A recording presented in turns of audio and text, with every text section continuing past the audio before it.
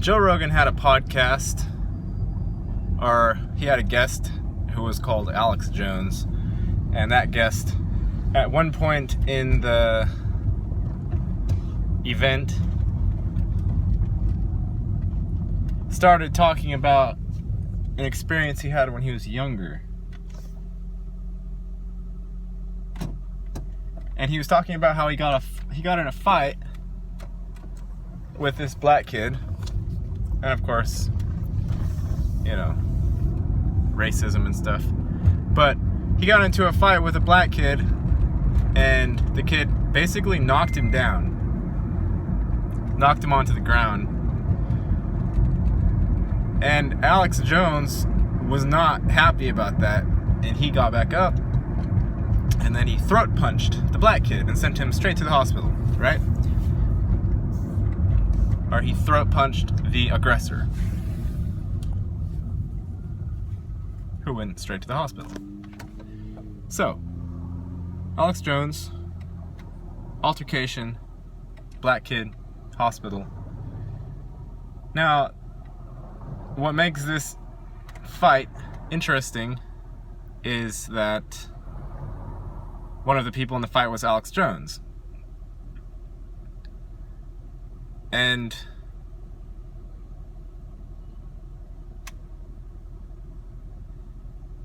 Alex Jones, he talks about all kinds of things. And he said when he got into this fight, when he got punched in the face, he was catapulted into space. He saw spaceships, he saw asteroids colliding, he saw solar systems, he saw star clusters, probably saw some black holes. Vast depth, the vast emptiness of space suddenly was upon him, and there was a galactic war going around him. Not just going around him, but actively participating in this fight that he was having with the black kid, with the other person, the other human being. And these spaceships and whatever else he saw that he doesn't normally see in waking life did not appear to him, to his eyeball, until he got punched in the face. So the first punch jarred loose his sort of blinders, and then all of a sudden he saw many more layers to the onion. And then he got real mad and punched the kid in the throat. Right? Now, we know that as perspective size gets smaller, relatively time speeds up. Yes? Relatively speaking, time seems to speed up. How do we know this? It's just a perceptual thing. It doesn't really mean anything because there are no constants, in my humble opinion. I don't know why I said that, but some people get uppity sometimes. Anyway, the way that you can test it, that time speeds up when things are tiny, is, I don't know, build a Lego tower that's 8 inches tall and drop a Lego from the Lego tower to the tabletop. Time how long it takes for the Lego to hit the table. It will probably take less than a second for the Lego from the top of the 8-inch Lego tower to the tabletop, or to the surface of the table. If you time it, it will take less than a second, right? Now, if you make the objects larger, but keep them proportionally accurate, so have an 80-foot tall building, Lego tower, if you really are dedicated to keeping the constants constant, or attempting to, and then have a 3-foot tall block. Okay, keep the Lego size relative to the Lego tower, and then drop that 3-foot tall block from the top of the now 80-foot tall Lego tower, and see how long it takes to hit the ground, or the surface, or whatever. it will take longer than a second, right? So perceptually speaking, for the same distance to be traversed,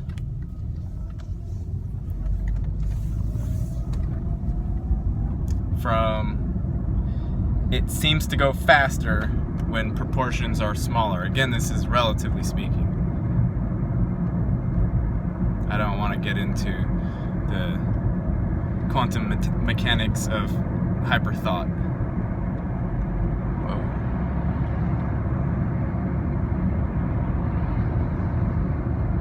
So, perceptually speaking, time speeds up as you look down into the relativity scales. Does that make sense? And if you look up, then perceptually speaking, the time will slow down. So whatever is happening on the giant scale compared to us at this level is going really incredibly slowly compared to us, right? Now, I want to relate this to World War II and current time, or World War III. Because some people say that World War III is the, what do they call it? There's a special word for World War III. I forget what it's called. Cold War. It's called the Cold War.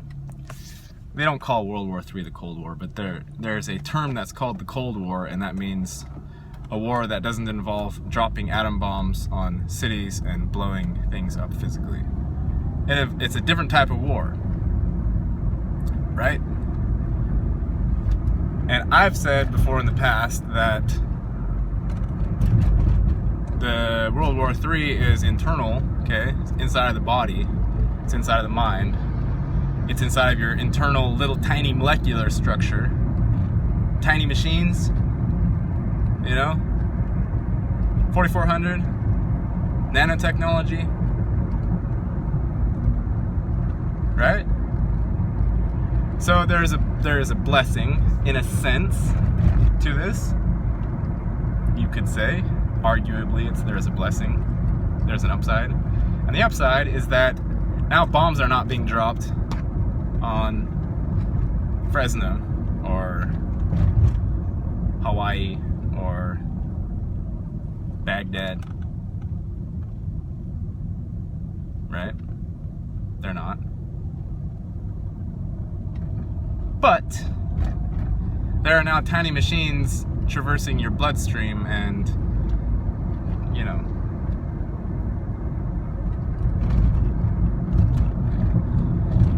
and little itsy bitsy things inside your mind, right? The neuronal structure of the physical brain. Okay, this is not even talking about the actual mind. We're not even going there. We're talking about the physical structure of the synapses of your brain, your physical brain. Those are being tampered with via what we call MK Ultra or programming or trauma-based torture, alters, all these normal known things. Okay, your little scale self, your zoomed in scale self is being attacked. Okay, but now the big one is not, right? No longer is the big one perceptually being attacked in a sense, like as in. And this is just scale. This is just comparisons of scales, not anything else. But as you can see, bombs are not dropping outside of this vehicular transport device. Now, it doesn't mean that you're off scot-free or I'm off scot-free at all. It doesn't mean that. It means that you changed perspective from being one of the cells inside of the body. Okay, at first you were a soldier and you were shooting people, bam, bam, bam. And you were a general, you're pressing a button that dropped a bomb on Hiroshima and Nagasaki. Or whoever did that, maybe the president did that. Before, that's who you were. But then when your consciousness upgraded, you just changed in perspective. yes? And you zoomed out to take on the planetary consciousness, okay?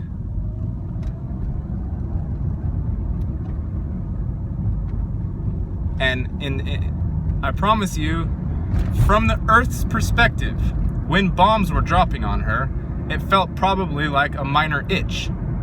Maybe. Maybe she didn't notice it. I don't know.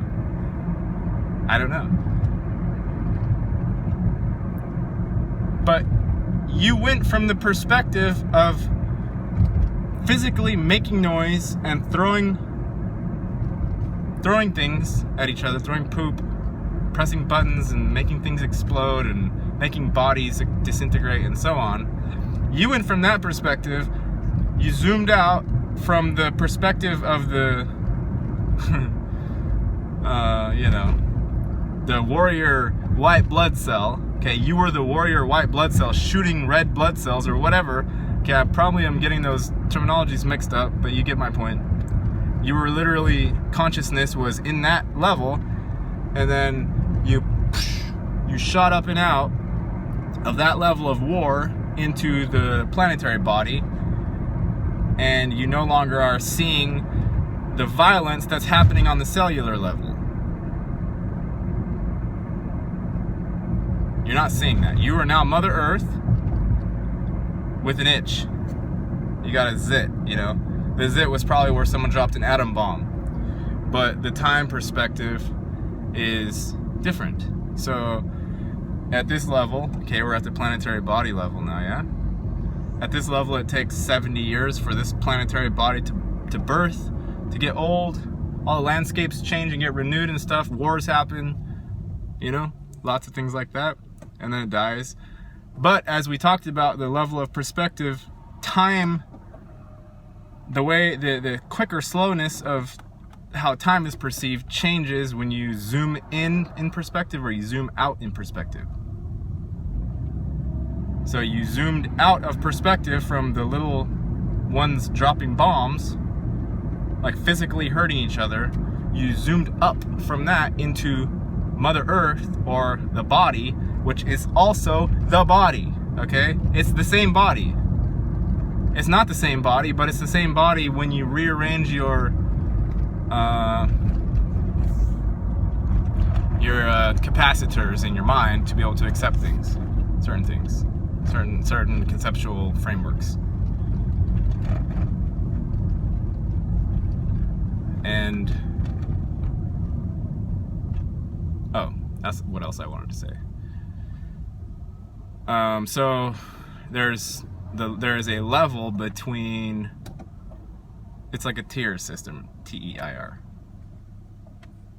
Tier.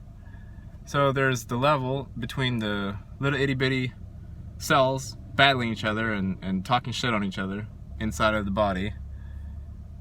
Tiny cells, tiny bugs running around your gut, little, whatever things are doing in there.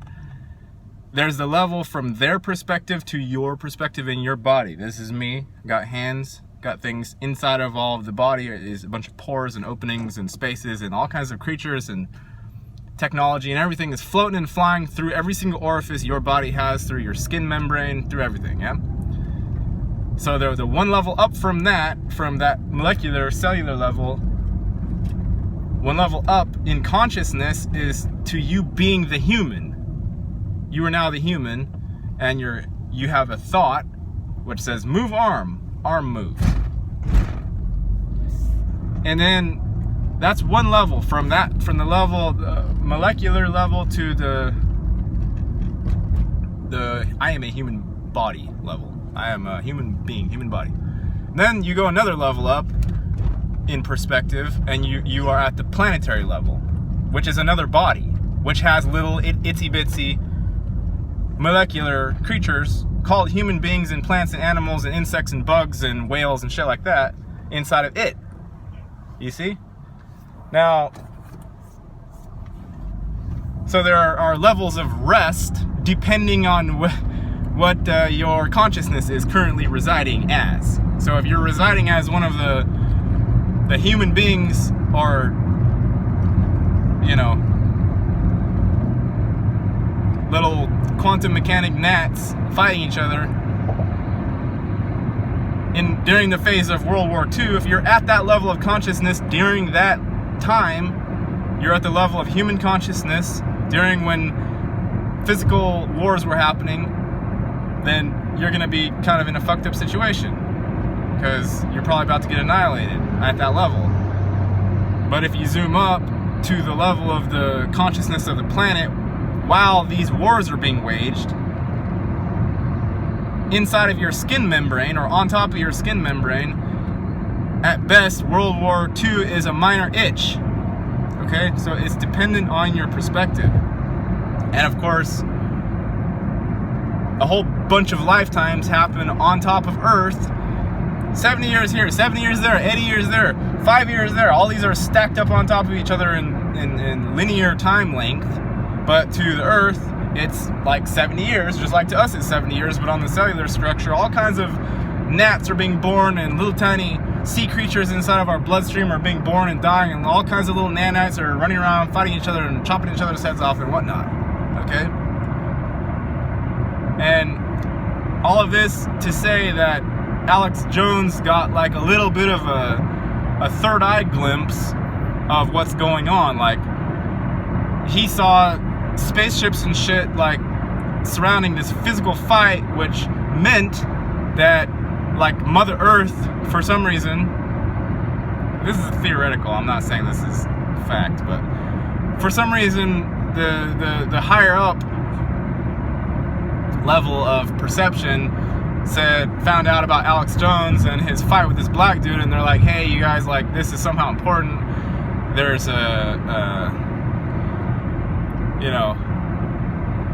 there's a molecule down there named Alex Jones, and he's about to fight another molecule named Gerard or whatever, and we got to go monitor that shit. So the big Earth, the big body, or the Earth Mother or whatever, said, go send shit to check out Alex Jones. And they went and checked it out, and they sat there and interfered with the fight, and they made sure Alex won, and they made sure he could come tell his story on Joe Rogan's podcast, so Joe Rogan could be relabeled a conspiracy theorist for having Alex Jones on the show.